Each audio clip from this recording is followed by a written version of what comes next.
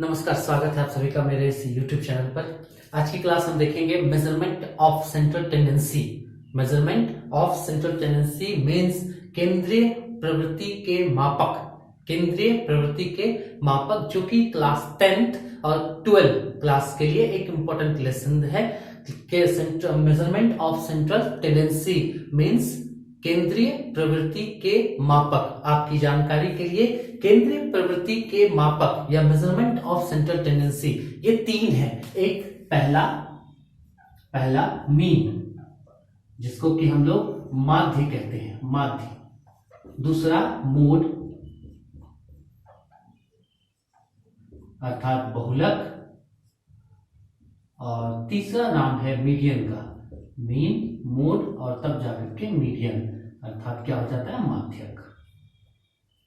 तो आपके लिए हमारे पास हम जिस चैप्टर को आज लिए हैं वो है मेजरमेंट ऑफ सेंट्रल टेंडेंसी, केंद्रीय प्रवृत्ति के मापक। आपकी जानकारी के लिए केंद्रीय प्रवृत्ति के तीन मापक हैं, माध्यक, बहुलक, माध्यक। मीन्स मीन है, मोड है और मीडियन। तो हम तीनों को नहीं, अभी फिलहाल इस वीडियो से हम लोग एक मेजरमेंट ऑफ सेंट्रल टेंडेंसी में एक पहलू को देखने जा रहे हैं, वो है माध्य अर्थात मीन।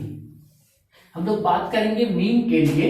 मीन के प्रश्नों को हल करने के लिए ऊपर लिखा हुआ है measurement of central tendency. Mean में सबसे पहला चीज है कि हम लोग मीन जो पढ़ रहे हैं ये क्लासिफाइड डाटा के लिए पढ़ रहे हैं, वर्गीकृत आंकड़ों के लिए पढ़ रहे हैं। ठीक है, वर्गीकृत क्लासिफाइड डाटा में क्या है कि आपको क्लास इंटरवल का पूरा पैटर्न दिया हुआ है। क्लास आपकी जो क्वेश्चन है उस क्वेश्चन में आपको क्लास इंटरवल दिए रहेंगे, वर्ग अंतराल दिया रहेगा, जो हमने फॉर एग्जांपल सामने लिख करके रखा है। क्लास इंटरवल जैसे यहाँ पे क्लास इंटरवल है 0 to 10, 10 to 20, 20 to 30, 30 to 40, 40 to 50, 50 to 60, 60 to 70, 70 to 80, 80 to 90। तो 0 से स्टार्ट होकर के 90 में अलग अलग इंटरवल्स में ये बटे हुए हैं।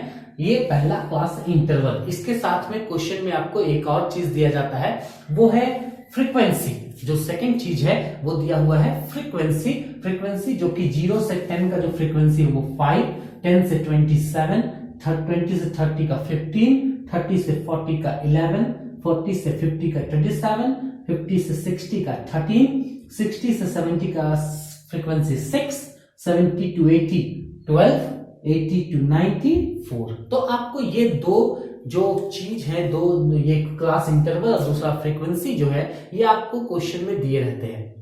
जब आप मीन फाइंड करने की बात करते हैं तो आपके लिए मीन फाइंड करने का तीन मुख्य मेथड है।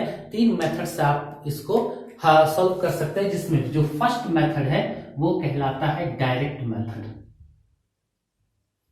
डायरेक्ट मेथड अर्थात इसको लोग बोलते हैं प्रत्यक्ष विधि।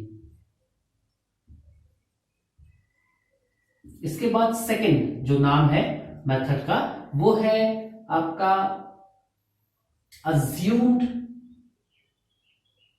मीन मेथड, अर्थात इसको बोलते हैं कल्पित माध्य विधि। ये मेरे पास दूसरा विधि है, कल्पित माध्य विधि। उसके बाद तीसरा विधि जो है वो है step deviation method. Step deviation method, इसे आप कहते हैं स्टेप डिविएशन। ठीक है, ये है पग विचलन विधि। तो हम लोग ये तीन नाम को भी जान लेते हैं। पहले चीज हमने ये जाना कि जो मेजरमेंट है सेंट्रल टेंडेंसी का, जो मेजरमेंट है वो तीन है, मीन, मोड और मीडियन। उसमें से हम लोग एक को आज इस वीडियो के माध्यम से पकड़ रहे हैं, वो है मीन। हम लोग आज जिसको पढ़ रहे हैं वो है मीन। उसके अलावा मीन को फाइंड करने के लिए आपके पास तीन मेथड है। पहला डायरेक्ट मेथड, दूसरा अज्यूम्ड मीन मेथड और तीसरा है स्टेप डिविएशन मेथड। तो ये तीन मेथड आपके पास में। हम लोग तीनों में से आज इस वीडियो से एक मेथड के बारे में पूरी तरह से चर्चा करेंगे, एक मेथड को सीखने की कोशिश करेंगे। वो पहला मेथड हम लोग सीखते हैं वो है प्रत्यक्ष विधि अर्थात डायरेक्ट मेथड। डायरेक्ट मेथड से जब आपको मीन, क्लासिफाइड डाटा के लिए जब आपको मीन फाइंड करना हो, आपके क्वेश्चन में दो फॉर्मेट पहले से रहते हैं। एक आपका क्लास इंटरवल का जो भी क्वेश्चन है वो आपको आंकड़ा दिया रहेगा। दूसरा फ्रीक्वेंसी के बारे में आपको क्वेश्चन में जिक्र किया रहेगा। इसके अलावा आपके जानकारी के लिए कि डायरेक्ट मेथड से जब आप मीन फाइंड करते हैं, डायरेक्ट प्रत्यक्ष विधि से जब आप माध्य निकालते हैं, तो माध्य निकालने में कुल चार कॉलम्स आपको बनाने पड़ते हैं। यहाँ पे आप गौर करेंगे, एक सारणी तैयार करना पड़ता है, एक टेबल बनाना पड़ता है, उसमें 4 कॉलम्स होते हैं, जिसमें पहला कॉलम क्लास इंटरवल अर्थात वर्ग अंतराल का, दूसरा फ्रीक्वेंसी मीन्स बारंबारता का कॉलम, इसके बाद एक कॉलम बनता है मिड वैल्यू मध्य मान का कॉलम, जो आपको तैयार करना पड़ेगा। ये 2 कॉलम आपको दिए हुए क्वेश्चन में, आपको तीसरा कॉलम और चौथा कॉलम खुद से तैयार करना है। तीसरा कॉलम किसका तैयार करना है? तीसरा कॉलम तैयार होगा मिड वैल्यू का। मिड वैल्यू अर्थात आपको मध्यमान निकालना होगा। किसका मध्यमान, वो आपको भी समझाया जाएगा। और चौथा कॉलम में करना क्या है कि आप F इंटू एम, कहने का मतलब ये जो फ्रीक्वेंसी वाला कॉलम है और ये जो m वाला कॉलम, m लिखा हुआ है यहाँ पे, कि कहीं कहीं इसको x से भी सूचित करते हैं, उससे कोई मतलब नहीं है। ये m वाला जो कॉलम है, इन दोनों कॉलम को आपस में मल्टीप्लाई कर करके आपको यहाँ प्रोडक्ट लिखना है। उसका मल्टीप्लिकेशन का जो भी आंसर आएगा उसको आपको लिख देना है f इंटू एम। जैसे उदाहरण अभी आपके पास दिखाते हैं, मिड वैल्यू पहले कैसे निकाला जाता है। उसके लिए मिड वैल्यू निकालने का तरीका होता है, ये जो क्लास इंटरवल आप देख रहे हैं, इस क्लास इंटरवल में ये आपके पास, इसको बोलते हैं निम्न वर्ग सीमा। ठीक है, निम्न वर्ग सीमा मतलब छोटा, लोअर लिमिट जो है वो है आपका, लोअर लिमिट वो कितना है 0, और जो हायर लिमिट है वो कितना है, उच्च वर्ग सीमा कितना है 10। आप दोनों में जो क्लास इंटरवल है उसमें छोटे वर्ग सीमा और बड़े वर्ग जो उच्च वर्ग सीमा, दोनों को ऐड कर देंगे। ये दोनों जुटता है, दोनों को जोड़ेंगे, जोड़ने से कितना हो जाएगा 10 और 0 10। इसको जोड़ करके और उसको हाफ कर दीजिए, सीधा सीधे उसको आधा। तो 10 और 0 10, उसको आधा कर देंगे, तो आधा करने से 10 का आधा 5। सब में वही 20 और 10 ऐड कर देंगे, 20 और 10 30, आधा किए तो 15। फिर से 30 और 20 50, 50 को आधा किए तो 25। फिर से 40 और 30 70, आधा किए तो 35। ये 50 40 90, हाफ ऑफ द 90 45। ये 60 50 110 110, आधा कर देंगे तो 55। 70 60 ऐड करेंगे 130 130, जोड़ने से आधा करेंगे तो 65। फिर आपका 80 70 150, हाफ कर देंगे तो 75। उसके बाद 90 80 170, उसको जब आधा कर दीजिएगा तो कितना हो जाएगा 85। तो ये एक तरीका होता है। ठीक है, क्या इनको जोड़ करके क्या कर दे रहे हैं, हाफ कर रहे हैं। एक इसी में आपको एक तरीका दिखा रहे हैं, 10 और 0 को जब आप ऐड किए कितना हो गया, आधा करने से, उसको हाफ करने से, 10 और 0 को ऐड किए तो 10, हाफ किए तो 5। 20 और 10 को जब आप ऐड किए तो 30, हाफ किए तो 15। ठीक है, मेरा आगे का विचार है, बताते हैं आपको एक तरीका और, कि आप सबको मत कीजिए। आप शुरू का 2 जन को जब कर लिए हैं तो आप रुक जाइए। अभी आपको हम एक चीज दिखाते हैं कि आपको फिर सबको जोड़ने की आवश्यकता नहीं है। आप करेंगे क्या कि जब 5 और यहाँ 15 दोनों का डिफरेंस देखिए, डिफरेंस कितना का तैयार हो रहा 10 का। 5 में 10 ऐड करने से 15, तो आप सब में 10 ऐड करते चले जाइए। 25 35 45 55 65 75 85।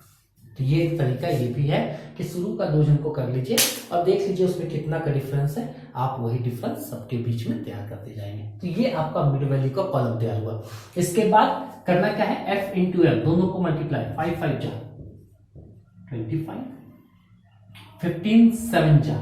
आपको जैसे आता है, याद है ठीक है, नहीं याद है आप बगल में रफ कर लीजिए। जैसे यहाँ 15 और 25 को 15 5 जा 15 25 75 7 15 30 और 7 37। इसी तरह से 11 5 जा 55 5 कैरी, 11 3 जा 33 और 5 38। ये आपका 27 45 थोड़ा बड़ा है, हमको भी बगल जाना पड़ेगा। जहां आपको दिक्कत लगे आपके हिसाब से आप उसको रफली काम कर लीजिए। यहाँ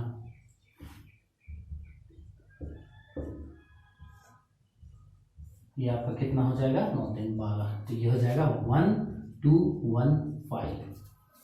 1250, फिर 13 5 का फिर 65 और 6 हो जाएगा इस बार 71। ये आपका 6 5 जा 30, 6 6 जा 36 और 3 39। ये 12 5 जा 60, 6 कैरी 12 7 जा 84 और बस 84 और फिर 6 900। ये 4 5 जा 20, 2 कैरी ले लेंगे, 4 8 जा 32 34। तो इस तरह से आपका चारों कॉलम तैयार होता है। इसके बाद आपके लिए कि आप दो कॉलम्स को ऐड करेंगे। जब आप डायरेक्ट मेथड से आप मीन निकालने की बात करते हैं तो मीन जिसको कि संबोधित करने के लिए हो जाता है x बार इक्वल टू क्या होता है formula sigma F M divide by sigma f. कहीं कहीं जब आप यहाँ पे m को x मानेंगे तो वहां सिग्मा एफ एक्स हो जाएगा।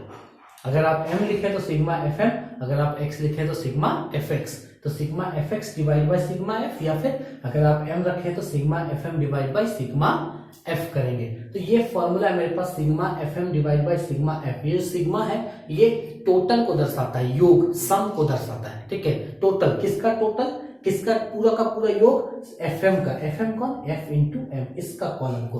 तो आपको इसके कॉलम को ऐड करना होगा।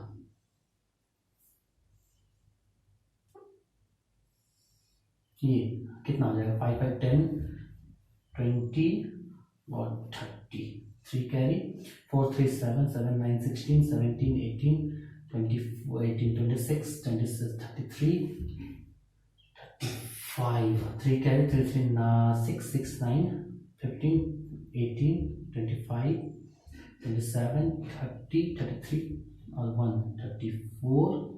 आपको पास फिर से बचेगा 3 3 1 4। तो ये वैल्यू है किसका, सिग्मा एफ एम का।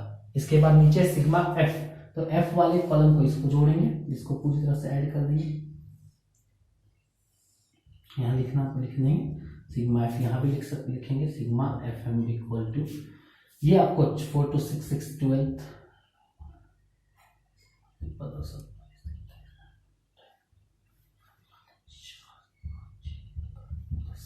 ये टोटल कितना हो जाएगा 100। तो दोनों जो भी आपका फॉर्मूला था mean equal to sigma F M divide by sigma f, तो आप उसमें सिग्मा एफ एम का वैल्यू कितना 4450 डिवाइड बाय जो आपका सिग्मा एफ है उसका वैल्यू कितना है 100। यहाँ से 110 कैंसिल, नीचे 10 बोल करके आप डेसिमल को 1 डिजिट के पहले कर दिए तो 44.5 आपका ये मीन निकलता है। तो ये फॉर्मूला है डायरेक्ट मेथड से आपको मीन फाइंड करने के लिए। ये फॉर्मूला डायरेक्ट मेथड से, इसके नेक्स्ट वीडियो में आपको अज्यूम्ड मीन और उसके बाद अगले वीडियो में हम आपको स्टेप डिवीजन अर्थात पग विचलन विधि से भी मीन कैसे फाइंड किया जाता है इस पर चर्चा करेंगे।